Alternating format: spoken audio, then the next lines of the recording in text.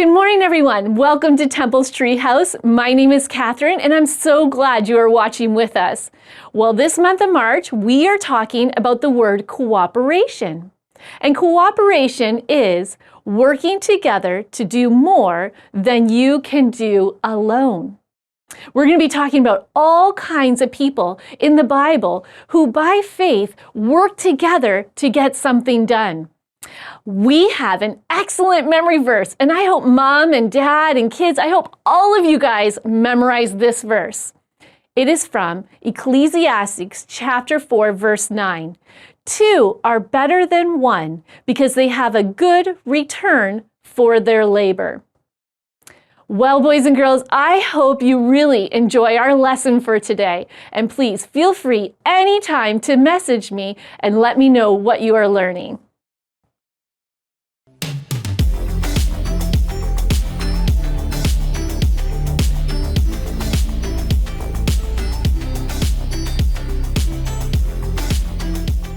Hey everybody, my name is Haley, and as you can see, I love music. And I mean all kinds of music. Rock music, country music, hip hop. I love it all. But my favorite kind of music is the kind that involves cooperation. Cooperation is working together to do more than you can do alone. Take an orchestra, for example. It takes all kinds of cooperation for an orchestra to come together. They've got strings, woodwinds, brass, and of course, percussion. By themselves, those instruments sound just fine. But when they all play together,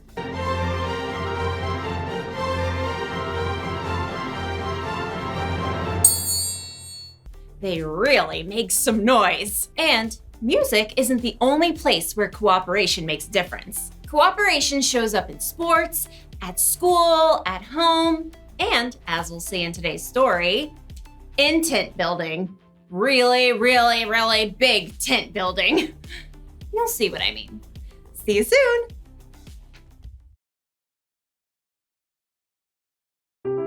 The Bible. It's 66 books of history, stories, letters, and poetry that fit together to form God's one big story.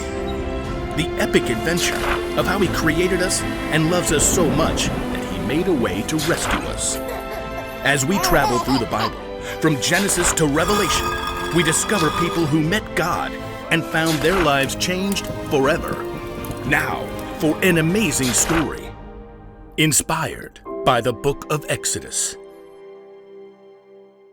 Though the Israelites had been slaves in Egypt for hundreds of years, God had led them to freedom in the desert, and now they had to build new lives and a new place where God could live among them.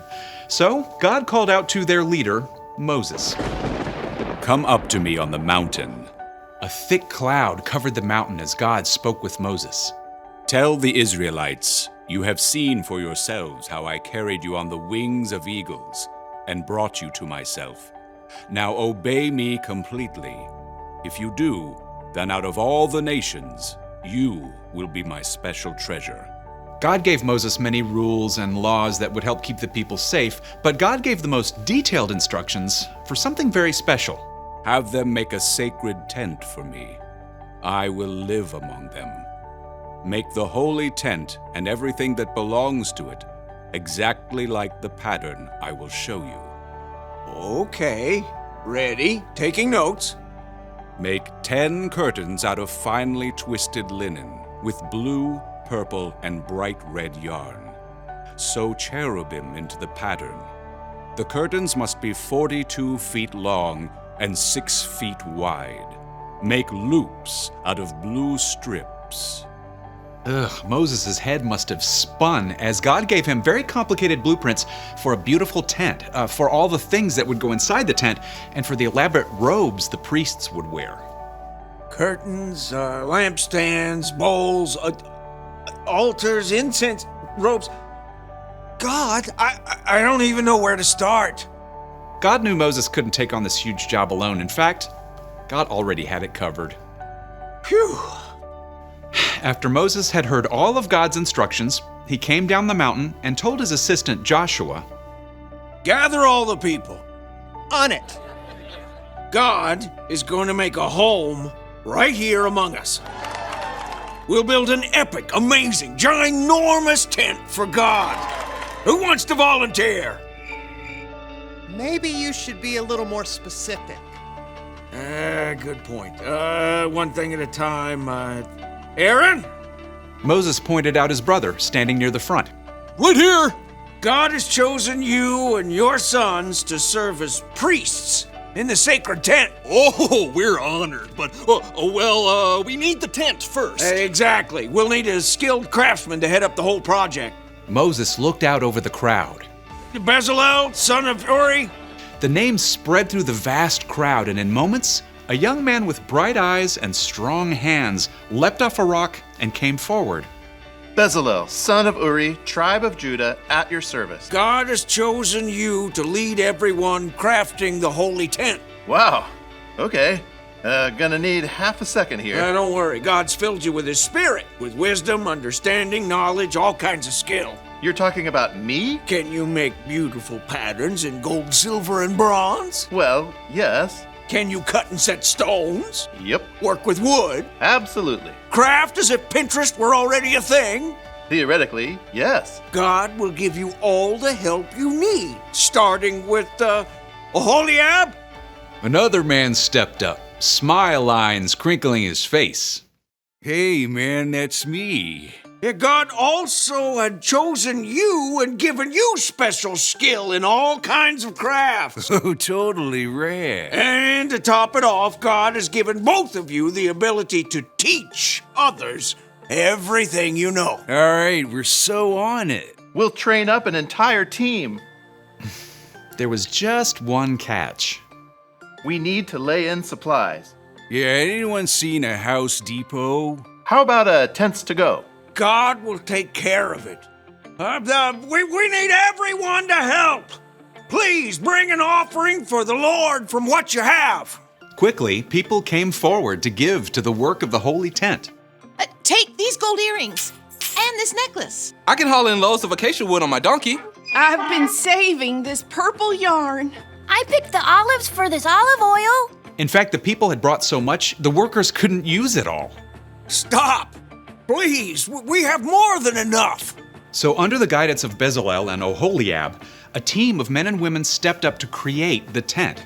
They carved tables and altars and curtain bases. They crafted golden lampstands and bronze bowls. They spun and wove yards and yards of bright-colored linen curtains. They sewed special robes for the priests and compounded beautiful incense to burn on the altar. At last, the tent of meeting was complete. Moses and all the people gathered together once more. You have done the work just as God commanded. May God bless you all. When everything was finally in place and the priests were ready, a cloud covered the tent, and it filled with the glory of God that everyone could see.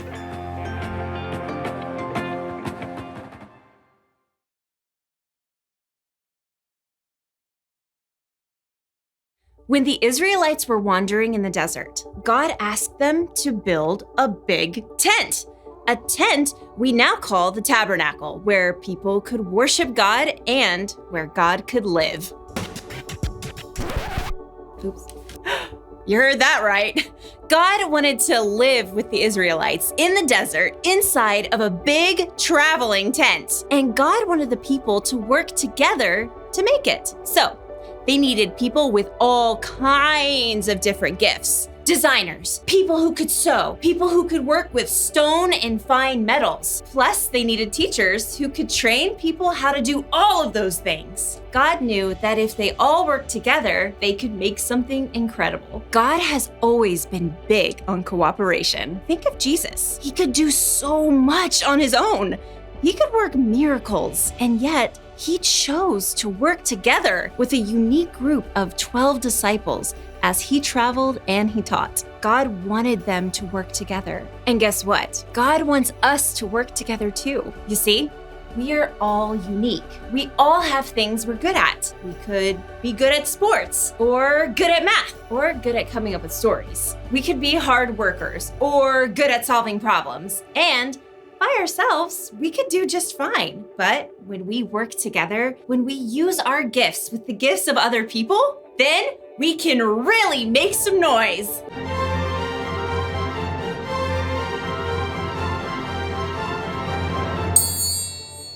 So here's the one thing to remember today. God wants us to work together. Working together helps us get things done faster. It helps us get things done better. Plus, it helps us to grow the relationships with the people all around us. And that is a good thing. Thought we could use a big finish.